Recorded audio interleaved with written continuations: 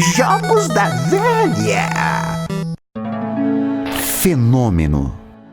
Entre outras explicações, é algo cujas características ultrapassam o considerado normal, ou seja, extraordinário.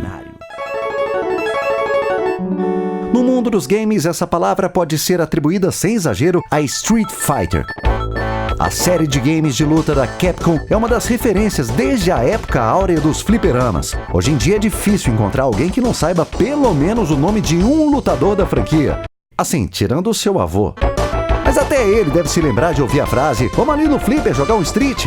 Mas e se eu te dissesse que esse fenômeno foi precedido de um fracasso? Street Fighter fracasso? Como assim? Round 1. Pois é, quando falamos do sucesso de Street, estamos nos referindo a Street Fighter 2. Mas no começo não tinha nada disso. Então hoje vamos visitar esse mal necessário chamado Street Fighter 1. E você vai saber o porquê.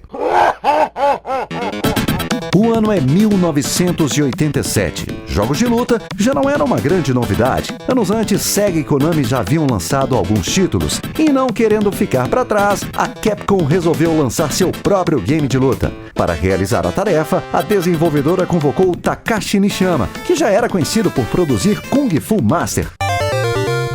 Porém, Takashi não estava interessado em produzir mais do mesmo. Takashi era menino ousado, moleque piranha.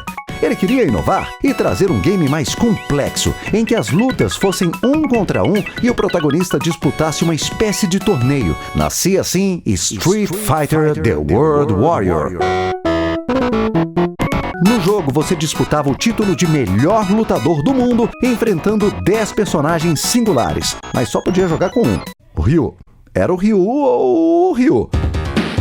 O Ken só foi adicionado para o modo Versus, mas eles eram iguais nos movimentos. Falando em movimentos, o golpe, aquele soco no ar e a voadora giratória, conhecida como, surgiram nesse game, assim como um projétil de energia lendário invocado por Ryu, o famoso Hadouken!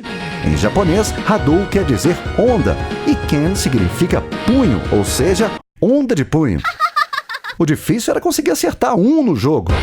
Tudo era complicado em Street Fighter 1. A movimentação é travada, a dificuldade era desbalanceada e os controles, os controles. Nos arcades, além de contar com a alavanca de direção, existiam apenas 2 botões. Era o padrão da época. Mas Street Fighter ainda era diferente nisso. Inicialmente, a máquina do jogo apresentava 2 botões gigantescos. A ideia era que quanto mais forte o jogador acionasse os botões, mais forte seria o soco ou o chute.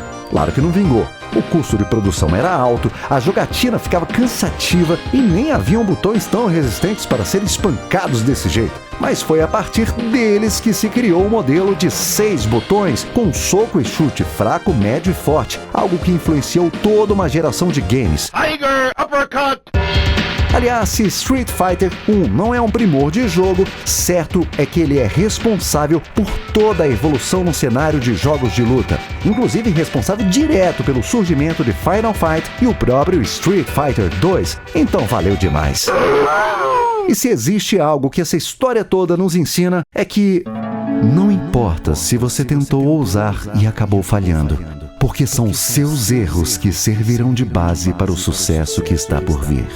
Bonito, hein? Quem diria que hoje em dia até a franquia Street Fighter poderia ser cult? Perfect!